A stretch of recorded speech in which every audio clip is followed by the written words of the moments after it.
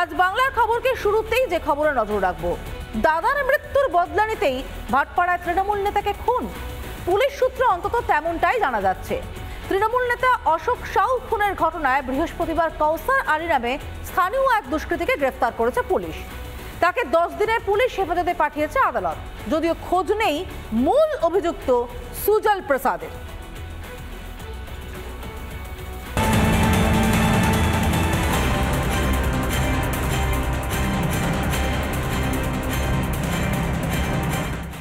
এরাই প্রিয়াঙ্কু পান্ডের উপরে গুলি চালিয়েছিল, বম চালিয়েছিল। এদেরকে প্রিয়াঙ্কু পান্ডের উপরে গুলি চালানো কেসে এদের নাম আছে, আবার তারাই একে মারে। তাহলে ভাবুন এখানে লোহাচোর সোমনাথ শ্যাম কি অশান্তি করছে পার্থভূমিকে আশীর্বাদ দিয়ে। প্রতিশোধ নিতেই কি গুলি করে খুন তৃণমূল নেতা অশোক সাউ? অন্তত এমন তথ্যই হাতে পাচ্ছেন ব্যারাকপুর পুলিশ কমিশনারেটের আধিকারিকেরা। খুনের নেপথ্যে সুজল প্রসাদ নামে এক কুখ্যাত দুষ্কৃতীর হাত রয়েছে বলেই অভিযোগ। 2021 সালে এই জগদ্দল থানা এলাকায় অশোক প্রসাদ নামে এক ব্যক্তি পিটিয়ে খুন হয়। সেই সময় এই অশোক সাউ ঘটনাস্থলে ছিলেন, এমনটাই এই অশোক প্রসাদের ভাই আকাশ প্রসাদ মনে করেছিল। সেই কারণেই দাদার খুনের বদলা নিতে মরিয়া হয়ে উঠেছিল আকাশ। কিন্তু ঠিক কী কারণে খুন করা হলো অশোক সাউকে? পুলিশ সূত্রে জানা যাচ্ছে 2020 সালে গণপিটুনিতে মৃত্যু অশোক প্রসাদের। অশোক প্রসাদ সম্পর্কে আকাশ প্রসাদের দাদা। মাদক ব্যবসা চালানোর অভিযোগে গণপিটুনি। সেই সময় ঘটনাস্থলে উপস্থিত ছিল অশোক সাউ। সেই ঘটনার বদলা নিতেই খুনের পরিকল্পনা। 2021 সাল থেকেই আকাশ প্রসাদ ছক কষছিল কিভাবে অশোক সাউকে পৃথিবী থেকে সরিয়ে দেওয়া যায়। তৈরি করছিল টিম। 2023 সালে প্রথম টার্গেট হয় অশোক সাউ। সেই সময় অশোককে মারতে ব্যর্থ হয় আকাশ, কিন্তু প্ল্যান মাথার মধ্যে ছিল কিভাবে মারা হবে। এরপর পুলিশ গ্রেপ্তার করে এই আকাশ এবং তার অ্যাসোসিয়েটদের। এরপর তারা বেল পায়, কিন্তু বেল পাওয়ার পরও কার্যত মরিয়া হয়ে উঠেছিল আকাশ। 2024-এই টার্গেট ফুলফিল করবে এমন নিশ্চিত করে নিয়েছিল। আর সিনেমার গায়ে দায় কার্যত অশোক সাউকে পৃথিবী থেকে সরিয়ে দিল আকাশ প্রসাদ, আর দাদার বদলা নিল, এমনটাই মনে করছে পুলিশ। অন্যদিকে তদন্তে নেমে পুলিশের দাবি আততায়ীরা প্রত্যেকেই কুখ্যাত সমাজ বিরোধী। তাদের বিরুদ্ধে একাধিক ধারায় মামলাও রয়েছে। কিন্তু এখানেও উঠে আসছে তৃণমূল কংগ্রেসের একাধিক ছোট বড় নেতার নাম। শাসক দলের একাংশের মদতেই অশোক সাউ খুনের নেপথ্যে থাকা অভিযুক্তরা ফুলে ফেপে উঠেছিল বলে অভিযোগ। ফলাফলের মধ্যে দিয়ে প্রমাণ হবে যে ভাটপাড়া সহ সমগ্র ব্যারাকপুর শিল্পাঞ্চল শান্তি চায়, সমস্ত ব্যারাকপুর শিল্পাঞ্চল মমতা ব্যানার্জির পাশে থেকে উন্নয়ন চায়, এবং যারা সন্ত্রাসকে হাতিয়ার করবে মানুষ তাদের যোগ্য জবাব দিয়ে দেবে। বৃহস্পতিবার অশোক সাউ খুনে কৌসার আলী নামে এক দুষ্কৃতীকে গ্রেফতার করেছে পুলিশ। কে এই কৌসার আলী? এলাকায় দুষ্কৃতী হিসেবেই পরিচিত কৌসার। পুলিশের খাতায় রয়েছে একাধিক অভিযোগ। এনডিপিএস আইনে গ্রেফতারও হয়েছিল কৌসার। 2 মাস আগেই জেল থেকে ছাড়া পায়। কৌসারকে সঙ্গে নিয়েই খুনের ছক সুজল আকাশদের। গত বছরও অশোক সাউয়ের ওপর হামলা হয়েছিল। অভিযোগ উঠেছিল বিজেপি কর্মী অশোকের বিরুদ্ধে। কিছুদিন পরেই খুন হন অশোক প্রসাদ। এবার অভিযোগ ওঠে তৃণমূলের বিরুদ্ধে। গত বছর ডিসেম্বরে খুন করা হয় অশোক খুনের অন্যতম সাক্ষী বিকিকে। ফলে রাজনীতির আড়ালে ভাটপাড়ায় যে দীর্ঘদিন ধরেই গ্যাংওয়ার চলছে তা বোঝাই যায়। কিন্তু পুলিশ প্রশাসন কি করছে? এই গ্যাংওয়ারকে থামাতে পারে না পুলিশ, নাকি থামাতে চায় না ব্যারাকপুর কমিশনারেট? ভাটপাড়া থেকে অনুপম পাত্রের রিপোর্ট, রিপাবলিক বাংলা। রেশন আবাস নিয়ে দুর্নীতির অভিযোগ রাজ্যে একেবারে নতুন নয়। এবার নতুন দুর্নীতির অভিযোগ। তরুণের স্বপ্নের টাকা নিয়েও কেলেঙ্কারি।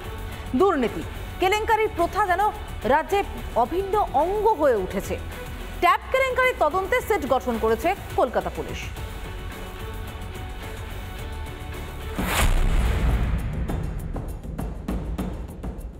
রাজ্যের দিকে দিকে ট্যাবের টাকা নিয়ে কেলেঙ্কারি।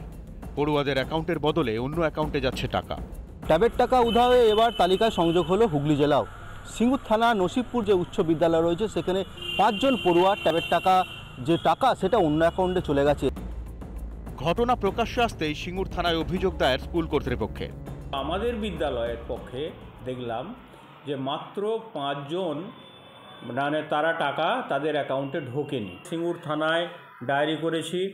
আমাদের এসআই ম্যাডামকে, এডিআই স্যারকে এবং ডিআই স্যারকে এবং ডিএম স্যারকে সঙ্গে সঙ্গে এগুলো মেল করেছি। চণ্ডীতলার যে বেগমপুর উচ্চ বিদ্যালয় রয়েছে সেখানেও প্রায় 30 জনের টাকা এখনও তারা পায়নি, এমনটাই কিন্তু জানা যাচ্ছে। ব্যাংকে কেওয়াইসি এইগুলো সব ঠিকই আছে, কিন্তু কোনো কারণবশত সেটা আসেনি। স্কুল থেকে এটাই বলা হয়েছে, আর কিছু বলা হয়নি। আমাদের বিদ্যালয়ে প্রায় 30 জনের মতো, যতটুকু আমরা খোঁজখবর নিয়ে দেখেছি, 30 জন ছাত্রছাত্রীর এই ট্যাবের টাকার যে সমস্যাটা সেটা তৈরি হয়েছে। হুগলি গ্রামীণ যে থানা রয়েছে, হুগলি যে গ্রামীণ পুলিশ রয়েছে, সেই সমস্ত বিভিন্ন যে থানা রয়েছে, বিভিন্ন থানাতে কিন্তু অভিযোগ দায়ের করা হয়েছে। হুগলির যে গ্রামীণ পুলিশের যে সাইবার সেল, সেই সাইবার সেলের আধিকারিকরাও কিন্তু তদন্ত শুরু করেছে এই ট্যাবের যে টাকা সেই বিষয়টি। কোথায় গেল এত টাকা, কোন অ্যাকাউন্টে গেল, সব বিষয় কিন্তু খতিয়ে দেখছে হুগলি গ্রামীণ পুলিশ। ট্যাবে কেলেঙ্কারির জাল ক্রমশ ছড়িয়ে পড়ছে গোটা রাজ্য জুড়ে। দক্ষিণ 24 পরগনার গোসাবা ব্লকের 3টি স্কুলে ট্যাবের টাকা ঢুকলো অন্য অ্যাকাউন্টে।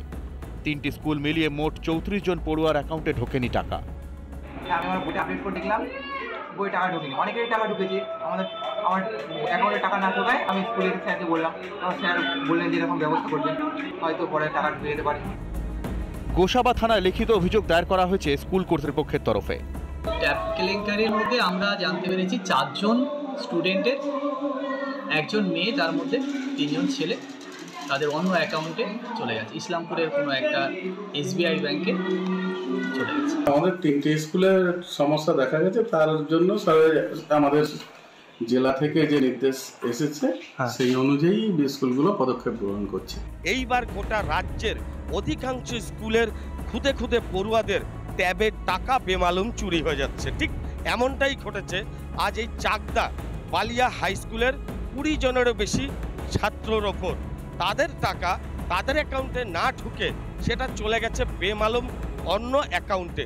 ট্যাবের টাকা পাইনি অভিযোগ করেছি, তাই তো মনে হচ্ছে অন্য অ্যাকাউন্ট হয়ে গেছে। আমরা তো যে সময় জমা দিতে বলেছিল, আমরা ছাত্রছাত্রী থেকে লিখিত অ্যাকাউন্ট নিয়েছি, ওদের পাসবইয়ের জেরক্স নিয়ে আমরা আপলোড করেছি, তখন তো ঠিক ছিল। তারপরে যখন টাকাটা ডিসবার্স হয়, তারপরে পুজোর ছুটি ছিল, তারপরে তো আমরা জানতে পারি যে অনেক স্টুডেন্ট টাকা পায়। 20 জন মতো ওদের টাকাটা ওদের অ্যাকাউন্টে ঢোকে। পুরুলিয়ার বান্দোয়ানের ঋষি নিবারণ চন্দ্র বিদ্যাপীঠের 3 পড়ুয়ার ট্যাবের টাকা ঢুকেছে ভিন রাজ্যের অ্যাকাউন্টে।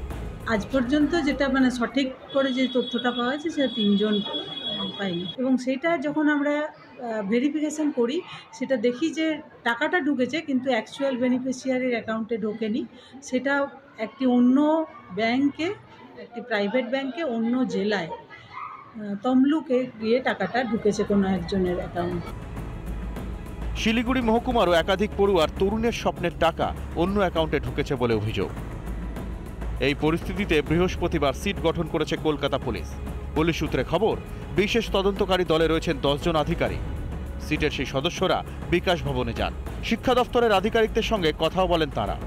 ক্রমশ মহামারীর রূপ নিয়েছে ট্যাব কেলেঙ্কারি। ভিন রাজ্যে বসে বাংলার টাকা উধাও, না রাজ্যে বসে দুর্নীতির জাল বুনেছে কোনো পাখা মাথার দল? রিপাবলিক বাংলা। নানা ধরনের কন্টেন্ট দেখার জন্য লাইক করুন, শেয়ার করুন আমাদের ফেসবুক পেজ, সাবস্ক্রাইব করুন আমাদের ইউটিউব চ্যানেল। পাশাপাশি অন্যান্য ব্রেকিং নিউজের জন্য অবশ্যই চোখ রাখুন রিপাবলিক বাংলায়।